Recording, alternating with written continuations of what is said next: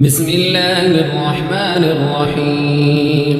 تبارك الذي بيده الملك وهو على كل شيء قدير، الذي خلق الموت والحياة ليبلوكم أيكم أحسن عملا وهو العزيز الغفور، الذي خلق 7 سماوات طباقا ما ترى في خلق الرحمن من تفاوت، فارجع البصر هل ترى من فطور، ثم ارجع البصر كرتين ينقلب إليك البصر خاسئا وهو حسير. ولقد زينا السماء الدنيا بمصابيح وجعلناها رجوما للشياطين وأعتدنا لهم عذاب السعير.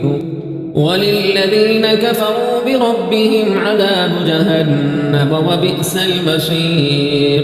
إذا ألقوا فيها سمعوا لها شهيقا وهي تفور تكاد تميز من الغيظ، كلما ألقي فيها فوج سألهم خزنتها ألم يأتكم نذير، قالوا بلى قد جاءنا نذير فكذبنا وقلنا ما نزل الله من شيء إن أنتم إلا في ضلال كبير.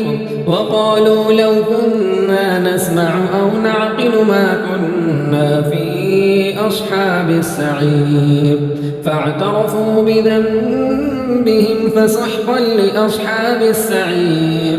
إن الذين يخشون ربهم بالغيب لهم مغفرة وأجر كبير.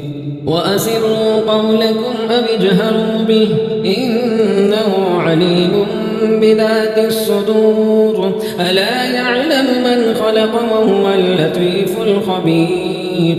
هو الذي جعل لكم الأرض ذلولا فامشوا في مناكبها وكلوا من رزقه وإليه النشور.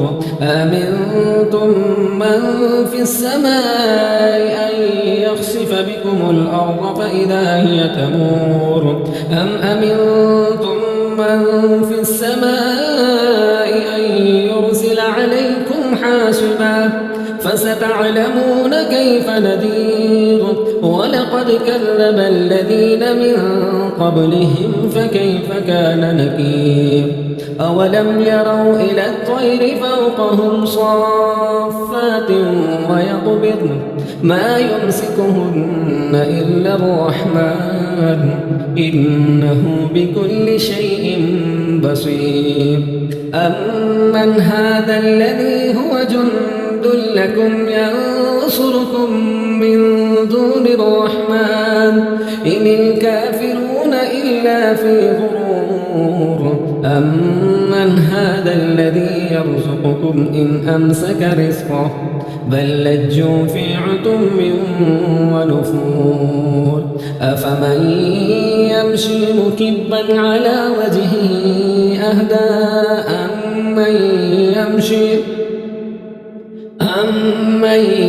يمشي سويا على صراط مستقيم.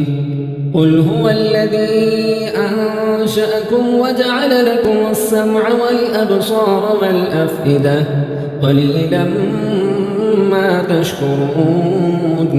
قل هو الذي ذرأكم في الأرض وإليه تحشرون. ويقولون متى هذا الوعد إن كنتم صادقين. قل إنما العلم عند الله وإنما أنا نذير مبين. فلما رأوه زلفة سيئت وجوه الذين كفروا